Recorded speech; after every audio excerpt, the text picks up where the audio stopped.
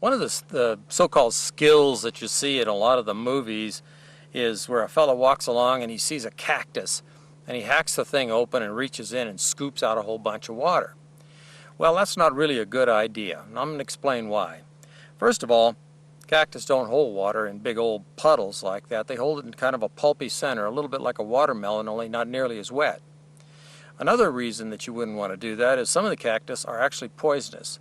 Even things like the giant saguaro cactus have psychoactive chemicals in them that could cause you to, you might get some hallucinations, I'll put it that way. They might not be terrible hallucinations, but they could be bad enough that would jeopardize your survival. Then, of course, there's the well-known peyote cactus, known as the Lophophora williamsi. That one there, if you take that, you're out, and you'll probably die while you're out. And then there's these. Now, this is one of a type of water barrel cactus, and there's a lot of these out there. This isn't actually a water barrel cactus, and I want to warn you, ordinarily, it's not a good idea to take these things and never do it for practice. But this particular section that we found this one on is due to be bulldozed for a road, so it's okay for me to take this one apart and show you how it works. Since I've established that this one's going to die anyway, I'm going to take my Furman blade here and I'm going to open it up and show you what's inside one of these cactuses.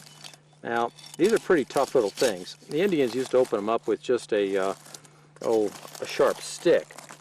But you can see when you get inside here, there's this white, get this out of the way, I don't want to touch that with my hands, this white stuff here.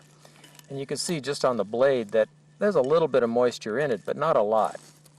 Well, what if you wanted to get the moisture that was in it out of this? How would you do that? Well, the easiest way to do it, certainly the safest, because you don't want to grab this thing, is to cut out a section like you see here. You can see this isn't going to make much of a meal. And you can just go ahead and chew on it just like it is. This isn't sweet. In fact, it isn't even good. But that's one way to get it out. As soon as you bite into something like this, you're going to discover that, holy moly, this is filled with little fibers, and those little fibers are going to make me choke. So how do you make it really drinkable? Well, you need to get out your rag. You know how the do-rags are. You take your piece of cactus, you set it inside the rag, and you hold it about like this. Now, you can use a sock if you're not particular, and then you just spin it, like so. And as you spin it, it starts to squeeze the water out. You can see the water coming out here. It's nice and juicy right in that area there. That's the stuff you're drinking. And that's all that you get out of one of these. Now, you might get lucky and find one that puts out a lot more moisture than this little guy did here. But that's about it. So this is not a great source of water. What it is good for is something like a chewing gum.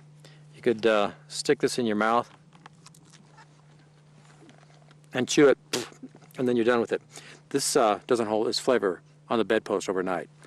So I don't suggest that as a great way of getting water. When you're done taking material out of a water barrel cactus, or whatever kind of cactus you're taking the moisture out of, if you take that chance, well, it's a good idea to take the part you cut off and put it back on top, something like this. Now, when you put it back on top, the plant has a chance of survival. It will actually heal itself, and that part that you cut out will become a woody core.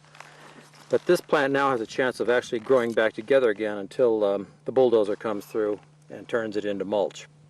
But that's a good idea. Put that thing back together and hope for the best.